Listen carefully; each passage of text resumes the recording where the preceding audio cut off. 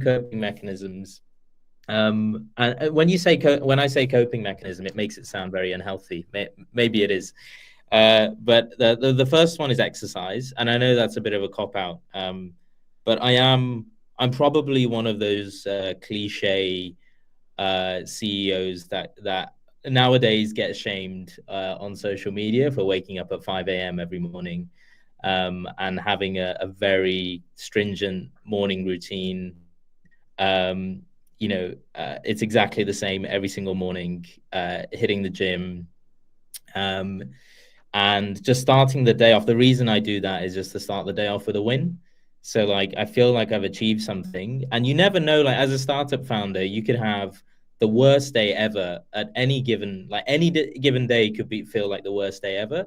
So starting off the day with a win and manufacturing that win, more importantly, is it just starts you off on the right foot. And like, no matter what happens during the day, you can always kind of, you can lean on the fact that you got up out of bed this morning whilst everyone was asleep. So the first one. Let me just focus on that. I didn't actually realize the mental component of the gym routine, because obviously, there's a physical component. Getting fit is part of it. You got to keep in shape. It's not something that we all know that this is true, but the sense that you can essentially create that, like a momentum in your mind to say, look, we've already progressed forward, and it's something you can control, because you can decide whether you complete these sets or complete this sort of routine, and it's totally in your control before you then enter the chaos of running a startup where there's lots of things that are going to be out of your control, and like you just it's very unpredictable how that day is going to turn out. So that's a really interesting sort of way to think about mental health, I think. Yeah, definitely. It's all about creating that momentum. I think like the health components obviously are important and like making progress, but that honestly is secondary to me. It's just about creating that initial momentum for the day, and just starting it off with a win and being in a positive mindset, having that like moment of calm, in the morning everything before you enter the ether of chaos. So yeah, that's definitely the first one. And I guess the second thing is just being very strict about the time that I leave for friends and family. One of the sacrifices that I think like we all have to make when we're founding a business is the number of relationships that you can healthily sustain is much smaller than most other people. So I've had to really focus on, I've kind of like really stripped back on my social relationships, but for the small kind of circle that I am still kind of seeing often, like including my wife, my closest family, and my closest friends, it's a very, very small circle. I'm very kind of religious about making sure that late evenings and weekends are free for them. And that forces you to make sure that you're super productive during the day too. It's actually had, like, yes, working less hours in the day than most, but than most other, perhaps like early stage founders. But actually, the hours that I do work, I tend to find are extremely productive. Yeah, fantastic. We're going to revisit both of these two ideas, Sam, because they're very interesting. But let's first of all say hello, an intro to the event. So, welcome everybody to Founders Focus. It's episode 48. I tell you genuinely that this is my favorite thing to do in the week, and the reason why is because I personally learned so much from the people that are founding technology businesses that are changing the way in which we recruit and work today. I find it's so fascinating to have these conversations. Every personality seems to be different. They all have sort of different life journeys, different lessons to share. And I think it's been so educational to have these conversations. And I'm delighted to welcome to episode 48 I think the soon-to-be legendary Sam Dhesi, CEO of Popp. Sam, why don't you quickly describe sort of what Popp is? Why should people care about it? What is the product? Sure. So we are building a digital worker for recruitment teams. The idea is that when Popp is plugged into your recruitment team, And I'll explain who our kind of primary customers are in a second. But when Popp is plugged into your recruitment team, it is able to automate away a lot of the very manual, repetitive admin at the very top of the recruitment funnel. And it allows companies to run slightly smaller, more efficient recruitment teams if they want to, or just have far more productive teams of the same size. And the idea is obviously people can then get back to the more complex work they want to be doing in the recruitment process, which typically involves building meaningful relationships with candidates that are relevant and engaged. I think we all want to be doing that in some form at work. So that's kind of the nirvana that we're headed towards. Yeah, and it is a journey to go on. And what is fascinating, we'll talk about this a bit later when we dive into the product, because I do want to explore that a little bit more. And I think the audience would also benefit from getting a little bit deeper into it as well, because we've all heard about AI is going to do this in recruitment, it's going to do that. We've had about 18 months of it so far. But probably there's a lot of people out there that have heard about it, but they haven't seen it translate into like at desk outcomes for their working lives. So I'm excited to see how Popp may change that. But let's go back to you firstly, because I think it's important that people understand who Sam Dhesi is. You've got a really interesting sort of career path. Obviously, you're a young guy as well, so we have to draw attention to that also. Tell us about sort of how Popp started. Like, when did you realize that actually you're going to do something about the problem you encountered? Was there a moment or an event that you can point to and say, you know what, this is the moment where I'm not going to complain about it. I'm actually going to build a service and sort this out? Yeah, sure. So I spent some time working for the British government during COVID.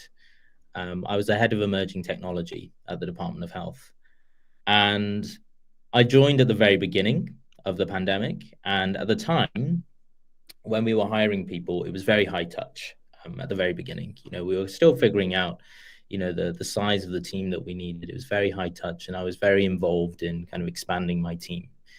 And it was great, that high touch, human led process. We could rely on our instincts, on our experiences to hire the right people. And then suddenly things exploded. And by that, I mean, we needed to hire as many people as fast as humanly possible, both in terms of those operationally on the ground and those that were coming in strategically to my team. And suddenly we were in a situation where the volume of candidates and the volume of roles that we were dealing with massively outstripped our capacity. And what ended up happening was that more than 90% of people would get ghosted, of candidates, that is, would get ghosted. It was a terrible experience for them. And I think we hired a suboptimal team in the kind of rush and the, in the vagueness right. And that was when, I kind of realized there wasn't really a moment, it was a process, but I realized at some point that there was this massive delta between what is like a really high touch human led process, which is manageable, and the reality of volume hiring in massive organizations. And that delta is the thing that we are attempting to, and have to a large degree, actually beginning to fill now. That's very interesting. I think a lot of people will be immediately struck by the context. You were working within the Department of Health in a technology function during the COVID period. So when I mean, even though it's like 3-4 years or so ago now, it's fresh in people's mind. The urgency to hire people into the critical functions there. Can you give us some idea of what that scale was? So when you were doing the human-led sort of process, that was all well and good, and then to the point where actually it became like an overwhelming deluge of requirements. What was the sort of jump in scale? Can you give us some numbers around that? Yeah, I mean, it went from kind of single numbers of hires kind of over the course of, on a monthly basis, to hundreds every month. that we needed to make, right? And that went from, perhaps like a couple hundred candidates that we were dealing with at the very beginning to tens of thousands every month, towards the middle of that experience. But the hiring team didn't change. So, you can see, you can see the challenge there. We just couldn't scale our limited human capacity, right? Human capacity is great. Human intuition in the hiring process is, I believe, the most effective tool to hire the right people, but it just needs to be scaled. And obviously, we are of the belief that we're in a period now where we are able to scale that if we are able to use AI responsibly and ethically, and that's what we're trying to achieve.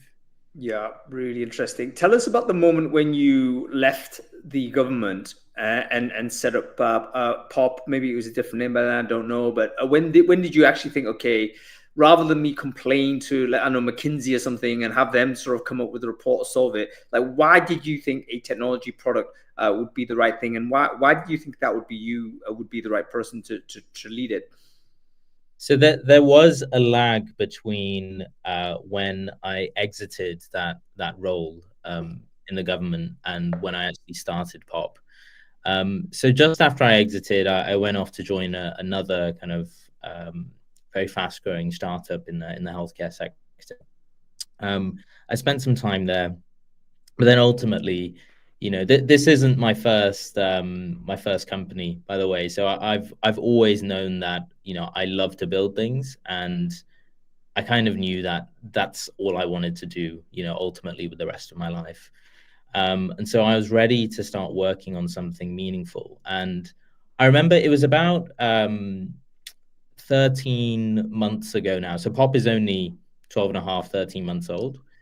So about 13 months ago, I remember reflecting on some of the biggest challenges that I'd ever faced in my life. And by far and away, the biggest one was that experience at the Department of Health.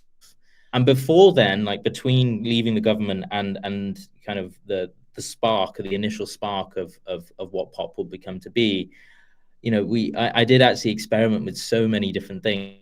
I think it's easy to see superficially, when you look at a company like Popp or any other company, any other startup, you kind of think that, perhaps the founders always started with that vision and that idea in mind.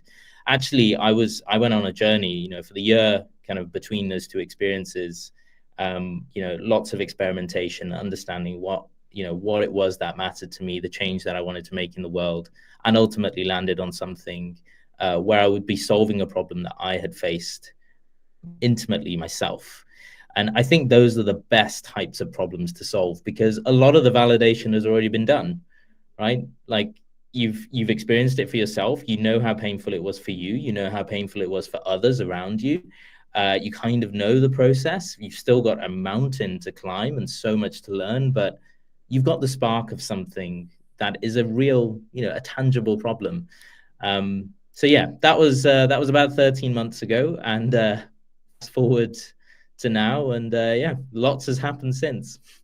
Indeed. So, and I think you're so right about that visceral understanding as to what the problem is. I think we can all read text about it, we can all do studies, but without actually directly experiencing it, it gives you that additional thing. It's almost an intangible what that is. Similar to how you hear sort of great CEOs talk about needing to go down to the shop floor and actually work the line. Just understand what this experience is, because without that, you can't do the management execution.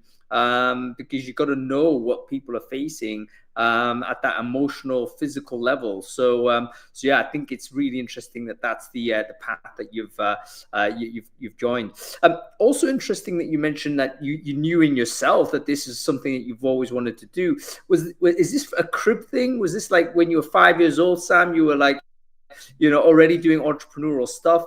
I guess why I'm asking this question is trying to figure out whether you think that entrepreneurship is inherent in some way, or inherent in yourself, or do you think it's sometimes it's a happenstance and opportunistic sort of scenario where people might emerge as entrepreneurs? What's your thoughts on that?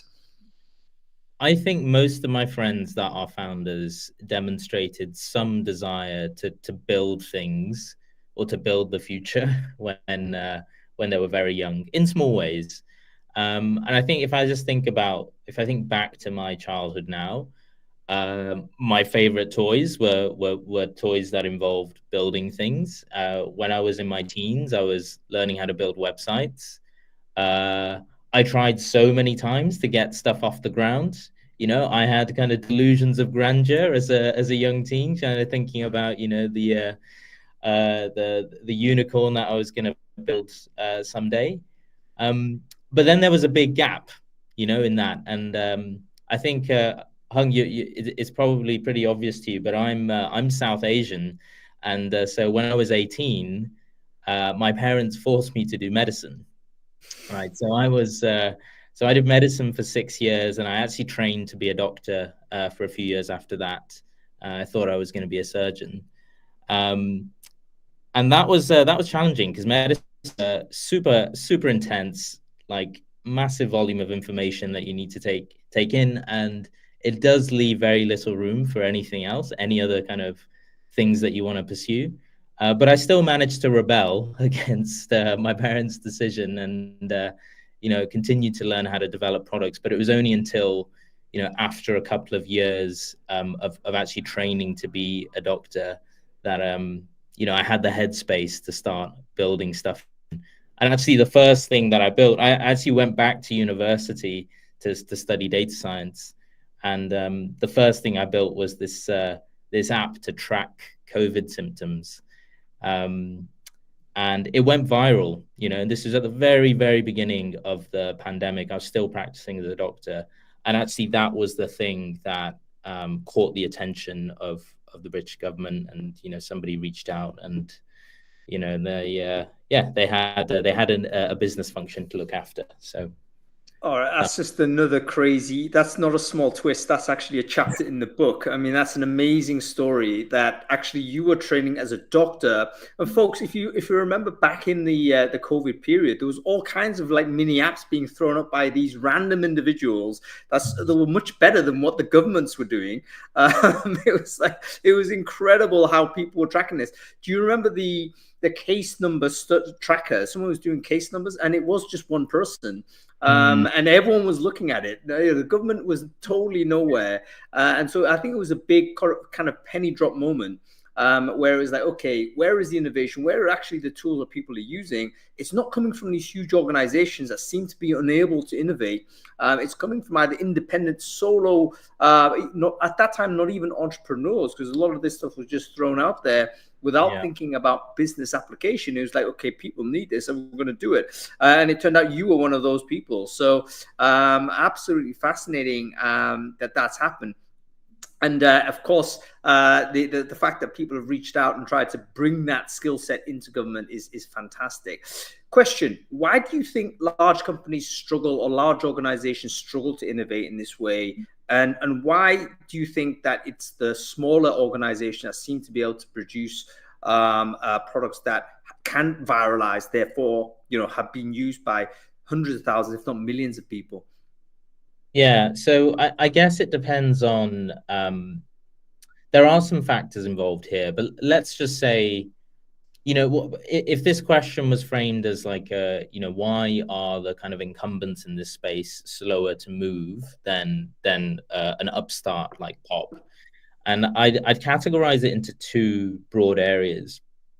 The first thing is that obviously the larger your company gets, now this is the obvious one, but the larger your company gets, the layers that you need to kind of get through for a decision to be made that is going to have a tangible effect on your customers, your clients, and the stakeholders are just massively increased, right? There are many more layers of bureaucracy. There are, once you're of a certain size and you are accountable to, very accountable to data protection procedures.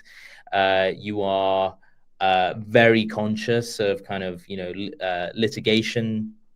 You have lots of people to please in the business. You need finance sign off. You need resources to be kind of put aside. there's so much friction to even get the ball moving when it comes to innovation in a large organization that it almost becomes, why would somebody who who is paid to kind of just continue their job as normal kind of go outside of the norm and go off piste and try to break the mold. There's no like significant kind of incentive there, and there's just so much to get through. So that's part of it. The other big part of it, which I think is like less talked about, is once you have a big product in the market, to make any changes to it is very, very difficult, because any change can have an effect on the entire product architecture. And this is something I'm beginning to learn as even we scale, right? So we have built Popp in a way that is modular. So it's in effect like multiple different products that kind of function individually and take care of different steps of the recruitment process, but can also be linked together. The great thing of approaching it that way is that we can make small changes very quickly, because the effect on the total kind of product architecture is actually much smaller than it would be if it was one big kind of homogenous product, which is what you see in some of the incumbents in this space. And so they're far slower to move from a product point of view, far slower to move from a bureaucratic point of view.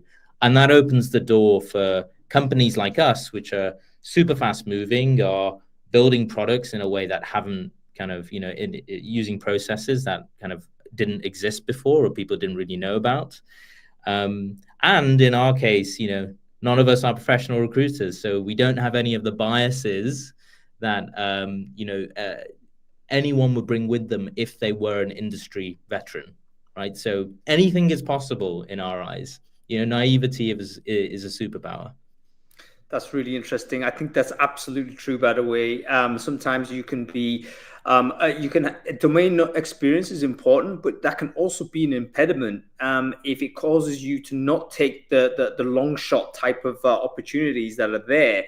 If you just sit there calculating the odds all the time, you're not going to end up making any significant decisions that will potentially bring the step change benefits. So sometimes you do have to throw some moonshot, so to say. Excellent stuff, Sam. Let's take us through the beginning of how this company started getting built. A lot of people say, the most important people when you're building a company is your immediate founding team.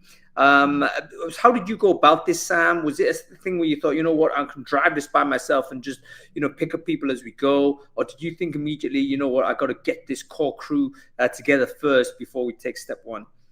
The team is everything. I mean, you've got to be extremely lucky to find co-founders that are a great fit. But it's incredibly important. You need to share, in my opinion, you need to share the journey with others. And not a single person doesn't have all of the skills or the capacity to get the ball rolling. There's so much that the entire world is against you when you're trying to found a startup. Literally, from the moment that you wake up, everything is trying to stop you. So obviously 3 people is better than 1. And I got very lucky with my co-founders. So my first co-founder, not that they're in any order, but one of my co-founders, our CTO, Ilias, is somebody I worked at the startup I mentioned earlier, where between, just after I'd left the government. He's a senior engineer there. I was a director there, and both of us were working very closely together. And the moment I learned at some random kind of work social that he was really interested in building his own thing, from then on, we spent the next 6 months just dreaming up wacky ideas, right? And understanding kind of, all the things that we could potentially build together. And then I met James, our COO, who is a former kind of British officer. He's former military. He did some special forces training, went off to do management consultancy, and then did his MBA between MIT and LBS. I actually met him through an entrepreneur network.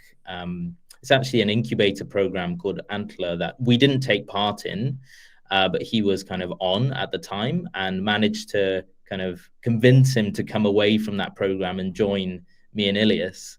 And no surprises that he's our COO. You can probably tell from his background that he's an absolute drill sergeant and keeps us, all on our toes.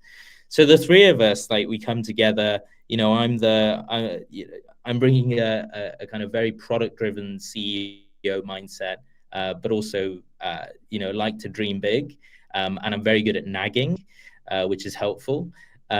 James brings the operational experience, and then Ilias is he's the best engineer I've ever met. And I can't believe that, he's the CTO and one of the co-founders, which is very fortunate. That's fantastic. What makes you the CEO? Like, what qualities in that founding group make it so that it's suitable that you're the leader of this group, Sam? I think the main role of a CEO is just to clear the path. So one of the things that I've always been good at is helping those around me to be the best that they can be, and just getting the most out of them. I am the least smart people in the room when, in my company. If we have an all hands meeting, I'm a firm believer that everybody else, the reason they've been hired is because they're extremely smart, and I know that they are more capable than I am at any one particular thing. And the thing that I will do for them is massively reduce the friction in their work to allow them to do their best work. And so, like, an example of this might be, even from, like, I could spend 10 minutes in the morning making sure that Ilias, our CTO, has a monitor, and he's got a HDMI cable and his desk is clear. And, that'll be like 10 minutes of my morning gone, just like making sure that he's not, doing that kind of stuff himself. So he can actually hit the ground running from the moment he gets in. Similarly, if there are really thorny problems that are blocking us in some way, and nobody really wants to deal with them because they're just like, it's stuff that nobody wants to do. For example, big data protection questionnaires that we often get tasked to do by our enterprise clients. That is something that I do, and I actually just emerged from 2 weeks of data protection hell. That was my job. That was 95% of my job for the last few weeks. And, there's no expectation for anyone else to do that. Everybody else should be building and selling, right? That is on me. So I'm just clearing the path as best as I can and making sure that everybody else can walk it.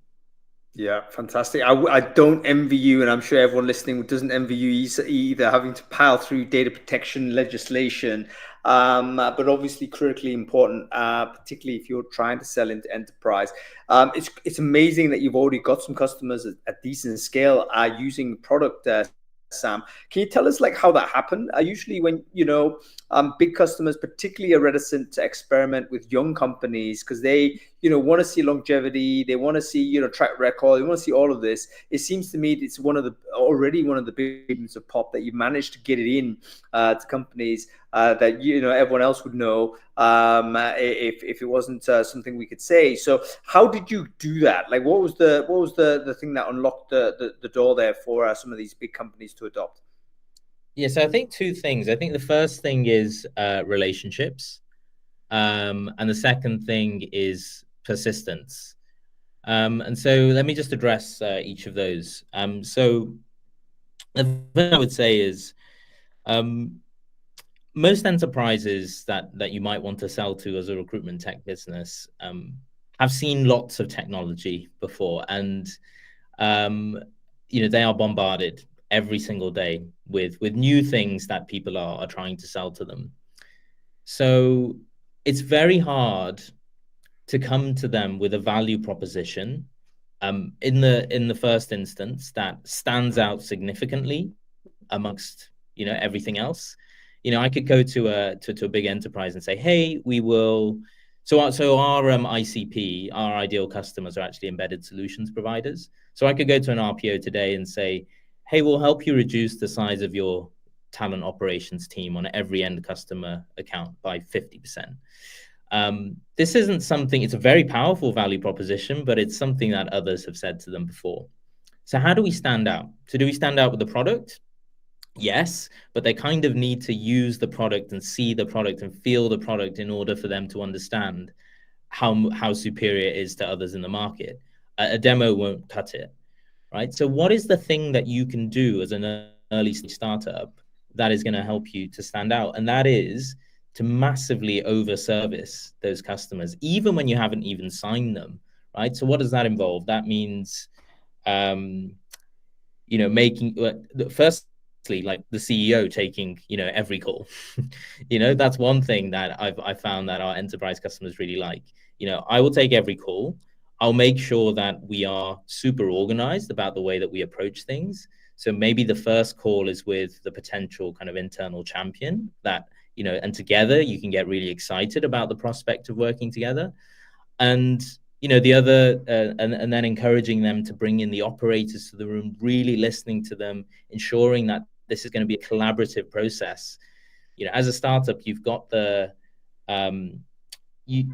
you're in a position where you can actually truly collaborate with some of your early enterprise partners. You can build the product in line with kind of what they were hoping for, the specific problems they want to solve. And so there's all kinds of ways that you can get enterprise customers excited. Make sure as the CEO you're up front and you're the person kind of taking all of those conversations, making sure it's a collaborative process, showing them that working with a startup is going to end up building a product that is, very in line with the pain points they're trying to solve. And just being unusually hyper organized in that sales conversation as a startup, which is not something that they're used to. They're probably used to actually, I know that that a lot of our kind of customers are used to just companies like us just pitching and pitching and pitching without ever listening, like you'd expect a sophisticated sales function of a company to do. So yeah, I think those are a few points in terms of relationship building. And then persistence. So one thing I didn't realize, like one thing on at the very beginning of this process, at the very beginning of founding Popp, I was a bit nervous to continue hounding people.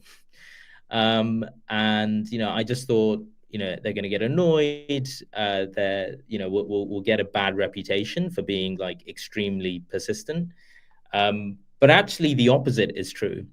And we find when we approach executive teams through multiple different threads, email, LinkedIn, calls, we're persistent about it, we're doing it regular over a long period of time, then what actually happens is they begin to kind of, message each other about this new company, Popp, that they've never heard of. And suddenly we're able to build a critical mass of mind share, which then once it's breached, somebody will reach out to us and schedule a demo. And actually what I found is on those calls, they've actually said to us, hey, well done for doing all of that because you actually got our attention. And I'm always like, but wasn't it annoying? And they're just like, no, we're all impressed by the process. So yeah, I'd say like those two things together is a great start. You know what? The recruiters that are listening to this conversation, just like a round of applause, probably digitally clapping you right now, Sam, because they are obviously also, confronted with the same thing. Like, how do you get people interested? And they're providing service. But we've been told over and over that actually recruiters are overly persistent, overly, selling too hard, etc. And the fact that, you can do persistence professionally, I think that's the thing. Can you do persistence professionally? And it seems to be your approach is also less about trying to convert off every sale. It's more like, how can I establish mind share? I want to establish mind share with the people I'm speaking to. I want them thinking about the proposition. I want them to understand that we understand their problem and that we're actually constructing a solution to it, rather than, look, I want you to do a deal right now, and then get annoyed if that person is unable to say yes immediately. And I do think that's, every salesperson especially selling a sophisticated solution, needs to learn that lesson. Persistence is mind share. It's not about conversion and battering people down in a kind of in a unsophisticated way. It's about trying to communicate that you understand the problem and that you can solve it. Fantastic stuff. Sam, in terms of, like you mentioned, it's very difficult for people to understand the solution without actually trying it and getting it into the system, because it does integrate into, I understand it basically, as I understand Popp, it's a product that integrates into existing workflows. So you're not asking recruiters to switch attention and start looking at Popp AI per se. By the way, do look at Popp AI, Popp.ai. Check out the website. I think it's beautifully rendered, by the way. I'll ask you about the marketing and the design a bit later. But it is an integration into existing workflow, which is another big tick in the box, because it's very difficult to ask anybody to switch away from workflow on this. Is there any way we can take a look at how it works? I mean, again, don't show us anything confidential. We don't want to get you into trouble or any customers or whatever. But let's say I'm still confused as to what this looks like. Is there a way in which you could visually show us sort of something? Yeah, absolutely. I've just got to figure out. Oh, I've got the share option here. Just before I do that, Hung, just for everyone watching. So our website is actually joinpopp.com. That's Popp with 2 P's at the end. So unfortunately, we couldn't afford the Popp.ai URL, but maybe that will change. So let me just go ahead and that's I just need to find a way to share my screen. Share something. There's an icon at the bottom of your screen which looks like a screen and then an arrow on it. Perfect. Okay, great. Here we go. Should see something soon. So can you see that? We got it. Yeah, we got it. Okay, cool. So what I'm showing you right now is an instance of Popp AI. And what you're actually looking at is a live role for a revenue operations manager. And it's connected to an ATS called Pinpoint. We actually connect with over 40 ATS and CRM systems. Shout out to Pinpoint, by the way. Tom Hackle, great product, man. Pinpoint is one of my favorite ATS systems. As you can imagine, we have, I don't want this to be a pitch about Pinpoint, that I really like it. But anyway, so this instance of Popp is connected to Pinpoint. And what you're seeing in front of you right now is a live role in Pinpoint. And what we've done here, so Popp is actually connected to this role in Pinpoint, and it's found that 14 candidates have applied to this role. And it's actually immediately and in real time analyzed those candidates very deeply. And this will enable recruiters to now make a decision on these candidates. But let me take you through what we're actually looking at here. So the first thing is that the candidates have been split between those who met the hard kind of mandatory requirements that we have inferred from the job specification. So we use AI to understand and extract all of the requirements for a particular role and which ones are mandatory and which ones aren't. And we split the candidates between those who met those mandatory requirements and those who didn't. So let's have a look at John here. So John scored 87.5%. And if I click on John's profile here, so by the way, John is a fake person. It's not real. So it's, this is a dummy candidate. And if I click on John's profile here, what I can see is all of the requirements that we extracted from John's profile, from the job specification in bold. So these were all automatically extracted using our product. This is actually something that you as the recruiter can enrich when you're actually developing this automation. We can even change it now, and I'll show you how to do that in a second. But the other thing you can also see is whether this requirement has been met or not met. And not only that, but a justification as to why that requirement was either not met or met. And the cool thing is we're not looking for keywords here. Right, so we're using a language model to extract the kind of raw, unstructured text from, in this case, John's CV, but it could be any other kind of corpus of information we have about John in our ATS. And we're actually looking at the context of that information and matching it to the context of the requirement that is here. So I'll give you an example. So here it says the candidate should have experience in sales forecasting. And we've said that this requirement has been met. And the explanation is that John designed one SPX index prediction model based on leading economic indicators for risk monitoring. Now, a keyword algorithm would completely miss this. Even a tired, overworked human, most of the time, would probably miss the fact that this is evidence for meeting this requirement.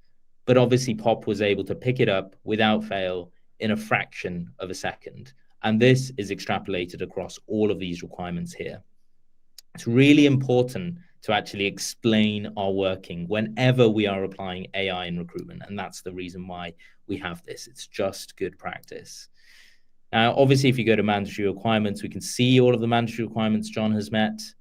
And again, we can go to candidates who haven't met the mandatory requirements. So let's click on Michael here, and we can see which ones they haven't met. Now, what if we were to say, actually, I've learned something new about this role, and now I want to change the way that I'm analyzing these candidates. And maybe in this case, HubSpot isn't important anymore. So I can go to adjust scoring, and I can actually go to these. We can actually say that some of these are no longer kind of mandatory, some of these requirements. We can change their weighting. We can completely change kind of the way that we're analyzing these candidates. And I can hit save changes. And we should, in a second, actually be able to see how this changes the scores. And there you go. In real time, now suddenly all of the candidates meet the requirements, right? But you get my point. As you're learning more about this role, you can have this collaborative effort with the hiring manager where you're changing the way that you're analyzing these candidates on the fly and actually really drill down to the ones that you're interested in. Now, I'm just going to go back and change that scoring. So we're back to kind of having some candidates in the mandatory requirements not met bucket. A thought just occurred to me, Sam. This would be so powerful if a company had a residual database of candidates, which presumably if you're a staffing agency or if you're RPO, you're going to have hundreds of thousands, maybe millions of records. Yeah. You could just put your job descriptions in there and then immediately revive a lot of those candidates that you would never be able to find, no matter how good the ATS is. I mean, I don't know of an ATS that has a sophistication like this, but it's a really smart way to think, you know what, one of the cliches in recruitment industry is, look, the candidate you're going to hire or place, you've already got a record of that person somewhere in your system. You've just not been able to retrieve it. But this thing looks like you might be able to do that. So yeah, very, very interesting to do. Sorry, Sam, go ahead. No, not at all. I mean, this is just the first half of the product, right? So I talked about modules earlier. Now, this is just one module. And right now we have 2 live modules. So this is our analysis module, and there's a bit more to go here, but we also have a conversational engine module, which is then able to interact with candidates depending on what you do here for lots of different reasons, whether it's feedback, pre-screening, collecting compliance documents, organizing interviews, or even nurturing them along the process to keep them engaged. So I'll be able to show a snippet of that in a second. Now, the only other thing kind of here that I'd also like to show is the fact that we can now we've got all the information to kind of like make a kind of decision on whether, John is going to progress or not. We can head over to change status. We can change his status to one of the statuses that are listed in Popp and then map that to a status in the ATS, and that'll be reflected in the ATS. Or we can bulk select everybody here who met the mandatory requirements and change their status that way. Or the most efficient way of doing this, and I'm just going to add my my mobile number here because I'm going to be able to show the AI, the conversational AI in action here. But the most efficient way to actually streamline these candidates through their journey is head over to automation. And now this is like our internal Zapier system where you can create rules that will trigger certain actions inside Popp. So let's say, for example, we can say, if the candidates meet their mandatory requirements and their score is more than 50, then we're going to shortlist them. And if we shortlist them, then perhaps we are going to add them to a campaign. And what that means is that an instance of our conversational AI will reach out to them and it will start a conversation with them. The other thing I'd also like to do is actually say, well, if they don't meet the requirements on this occasion, we're going to go ahead and actually reject candidates. And if they're rejected, then we're actually going to send them an email. We're going to send them a hyper-personalized email highlighting some of the feedback that we have about their application and unfortunately why there won't be going forward. So I'm just going to hit preview email. I'm going to say include personalized feedback. We could also include a link to the job board here, but I'm going to hit save there. And we're going to go ahead and hit confirm automation. So now we've got all of these rules set up, and you can see it didn't take very long to set this up, just minutes. And suddenly for this particular role, we have an entire journey planned out for these candidates, which is going to, in real time, update your ATS, and it will just be working in the background. So you can see here, all of these candidates have been shortlisted. If I just refresh the page here, so a conversation has been started with John. That's got my number. So if I was to click that, I'm taken to the, sorry, I'll just share this tab. I'm actually taken to the conversation that's been started with John here. So you can see, hey, John, it's Joe here, digital assistant from Popp. Thanks very much for your application. I've got a few questions, but I'm here to answer your questions too. And I've received a message on WhatsApp, in this case, on my phone. So I can actually go ahead and respond to this. So why don't I just say something like, yes, please. And by the way, the message that I received has a display name called Popp, but in reality, it'll be our client's branding, their logo, their verified account. And that is something that we set up on their behalf. And as you can see, I've replied, and in real time, it's popped up here. So you've got full oversight of all of these conversations that are being automated by the assistant in real time, right in front of you. But just going back to this screen here, remember we also rejected some of these candidates too. And if I go to Alice's profile here and I go to email response, this is the email that we're actually going to be sending to Alice. Not immediately, we actually have a 24-hour delay, but this is the email. We can send it now if we want to, if we hit send now. But as you can see, it's totally personalized based on some of the gaps in Alice's profile in this case. Now, we don't need the personalization to be turned on in this case. You can just have something generic if you want to, but a lot of our clients nowadays are leaning on the power of AI to actually personalize some of these messages that we send out to candidates, because everybody wants feedback, right? Like if you're a candidate, of course you want feedback. It's something that everybody's always craving. So this is just a small snippet of what's achievable with Popp. We've got no candidates being ghosted. Everybody gets feedback. Everybody gets engaged. We have, the first part of the interview process can be completely automated. We can collect documents through the chat, something that I didn't get to show you. We can even validate those documents using multimodal AI. One of our clients is using Popp specifically to collect 20 different compliance documents. And once that conversation kind of finishes, and we can update the ATS in real time. So this is Popp is there working in the background 24/7, 365, ensuring that your team has infinite capacity to deal with any number of, any amount of volume, whilst also retaining that crucial human element. So hopefully that gives you a taster. Very impressive, Sam. Very impressive. Thank you so much for showing that, folks. What do you think? I mean, I wouldn't say I'm amazed, but that's only because I think I am amazed. I'm just frightened to say it, because I last time I operated as a recruiter was over 10 years or so ago. And I know that if I had that product sort of then, I would be able to do so much better as an individual performer. And it's one of those products that actually makes me wish to go back a little bit and do some recruitment, because that type of CRM sort of the power of the relationship management there is huge. Your ability to suddenly interact with people at scale, simply by creating sort of those internal automations, as you say, internal Zapier. As soon as you said that, click on my brain, immediately I understood what that meant. It meant that basically you could start mapping out these journeys to any one of these people in terms of that funnel. I mean, that's crazy efficiency gain. I mean, I think this is going to be so powerful as a in many cases. We're talking about recruitment now, but it could easily expand into other spaces with this type of technique. That's really impressive. This, Sam, I mean, basically, what are we talking about in terms of product development journey and what have you?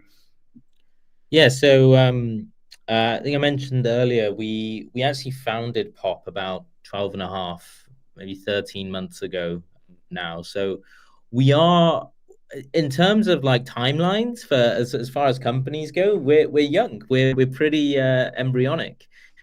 But the cool thing is we have a world-class team, and it means that we've been able to, and most of us are technical, and we've been able to develop and ship a product with the very latest technology and the latest techniques and the latest architectures extremely quickly.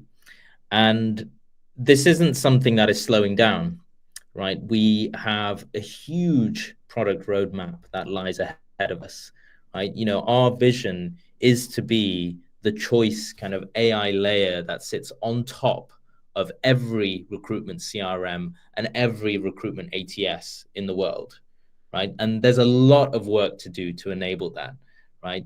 We want to empower every single recruiter with, the power of Popp, allow them to 10x their productivity, take off completely from their plate all of the manual, heavy kind of burden of the early recruitment process. So there's a lot to build still. We've started off really strong. We've got some great global enterprise customers already, but this is just the beginning. It's definitely day one. For these existing customers, what's down the pipeline for them? We're halfway through the year. What are the innovations do you think are going to drop in that time frame, 6 months down the line? Well, I think there's so much you can do if you are kind of if your product is, number one, kind of doing this deep desktop analysis of candidates, and number two, has this one-on-one relationship with candidates, then there's so much that you can do. There's so much stuff that you can unlock there, right? So number one is kind of automated talent pooling at scale. That is coming very, very fast. It's something that we're going to be releasing soon. So, right now, the process of talent pooling often involves going through old requisitions and trying to find candidates that might be a fit for a role you're hiring for in the future and manually tagging them. Popp is going to put that completely on autopilot, for all of the candidates in your ATS and all of the new candidates that are also coming in. We're also pushing the boundaries on either side of the recruitment funnel. So today we've got these two modules that I was kind of partly able to demonstrate today. What's coming soon is unlocking the value of your existing database. We know that lots of recruitment teams are sitting on databases of hundreds of thousands of candidates. The way to search those databases is completely outdated at the moment. We envisage a world in which a hiring manager or somebody on the talent team could add a request in natural language and have everything, the entire cascade of the recruitment funnel, kind of taking care of them from there. I want a React engineer that has, X amount of experience. And, we should have a product that is able to look at the existing team, look at the skills that are missing, highlight the candidates as a long list that are the ones that, we're interested in, put them through an automation in Popp, shortlist them, match them, engage them, schedule the interviews, reject on autopilot those who, perhaps not on autopilot, but send personalized rejection notes to those who aren't going forward. and continue to nurture the ones that are. All of that should result from a single thought, right? A single thought that you codify in a single sentence in natural language. That is the future that we're kind of building towards, and that's what everyone gets excited about. Yeah, fantastic. Sam, you mentioned a few customers. I mean, I haven't pressed you on it, but are there any customers that are happy to talk about Popp? I mean, if there are, then feel free to mention them. I'm sure people would just be interested to know, what kind of companies you'd be dealing with. I'm sure that many of them would be happy to be named. I think it's more of an us thing than a them thing at this stage. We're kind of we're obviously not building in stealth. We're very public about it, but I think at this stage, what I can say is that we're currently working with one of the largest, if not the largest, kind of embedded solutions provider in the world. And as far as kind of embedded solutions providers go, we're at some stage with over a very large kind of percentage of the market. So that's all I'm going to say for now. But maybe next time, Hung, we'll be in a position to share more. Sorry to be cryptic at this stage. No, absolutely. I understand the context of this, but I think we can probably put two and two together for the people who know. There's going to be loads of people that might want to take a closer look at this, Sam. At what point is it the right type of company? I mean, there's going to be some types of companies either too small, let's say, or it's not the right type of customer for you. What aside from RPOs, so anybody doing embedded recruiting seems to be sweet spot. We know that they're the type of businesses that should get interested in this. Are there any other types of company that you say, you know what, that's also something that Popp could service? Yeah, absolutely. So I think kind of medium to large sized agencies. We do have lots of customers in that category too. We seem to have lots of customers from the kind of IT and engineering recruitment side of things, which is pretty interesting. Also, lots of healthcare customers because the volume is extremely high.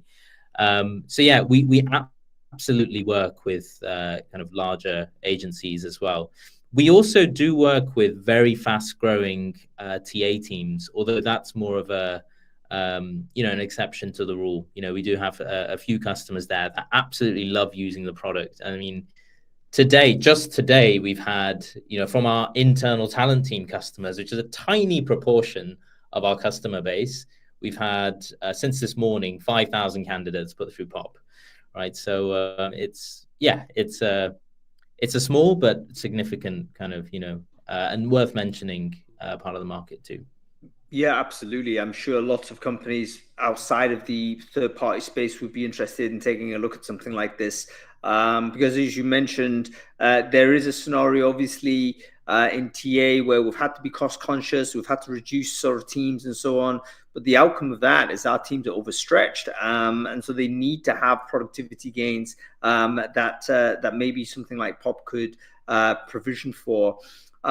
Okay, cool. We're coming very close to the end of our conversation, Sam, but I want to ask you a few more sort of final questions on this. With regards to sort of how, one question I didn't ask. This looks great, but there is obviously integration required. What is that process? I mean, tell us honestly, what is required for this to actually come in? I'm already using this ATS. I'm already using this existing tech stack. How much pain do I need to do to get Popp involved here? It's as long as it's one of the ATS or CRM systems that we support, then the pain is pretty minimal. So we actually use we actually make use of a unified API provider to help us integrate with most of the ATS systems on the market.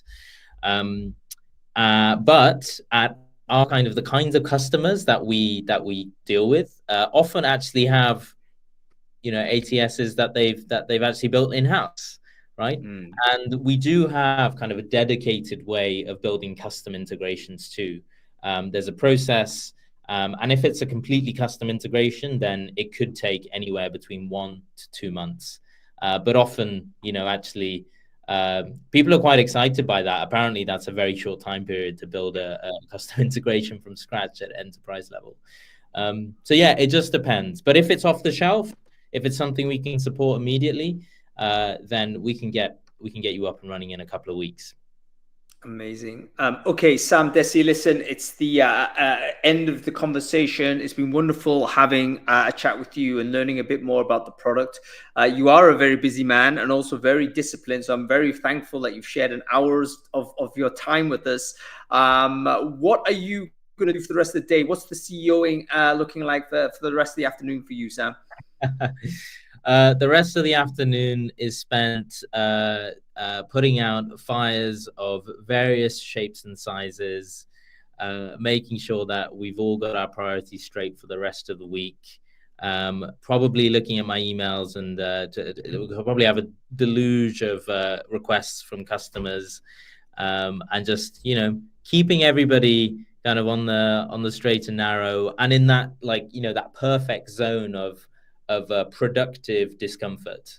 That's the sweet spot that we need to be in. I love it. Let's end it there. Productive discomfort. That's a great term. I'm probably going to use it again and stealing it from you, Sam. Sam, listen, good luck with your product. It's very, very exciting. I think it's something I definitely want to keep a further eye on as you go. Good luck with the rest of your day, sir. And we'll chat soon, man. Thanks, Hung. It was a pleasure. All right. Take care. Bye-bye now. Sam Dhesi, folks, of Popp AI. What a really nice guy, and a fascinating product. I think we are in this moment where we are seeing tools that will make a fundamental difference in terms of how we do our work. And I'd actually be interested in your feedback, folks. So if you're watching this on LinkedIn or Crowdcast or whatever, and you want to poke a few holes in what you've just seen, please do let me know. I'm actually sharing some of those thoughts myself. It'd be great to have a conversation on it a bit further. But what I've seen so far, if it works as it looks on the demo, it's tremendously exciting. And you can imagine, I was even thinking with recruiting brain food, I could potentially use something like this to communicate with a subscriber audience, and do so in a much better way than I'm currently doing. So yeah, what a fascinating moment we are in tech. Okay, joinpopp.com, folks. That is the URL you need to check out if you want to know more and you want a demo. That's about it for today. We'll be back later this week. Brain Food Live on Air. We're going to be talking about how to implement AI into TA in an ethical way. We've got our friends at Willow who've done a load of research on this, and I've actually got a framework to do it.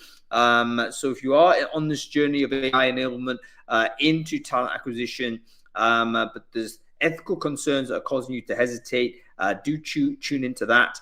We're on Friday, 2 p.m. British Summer Time.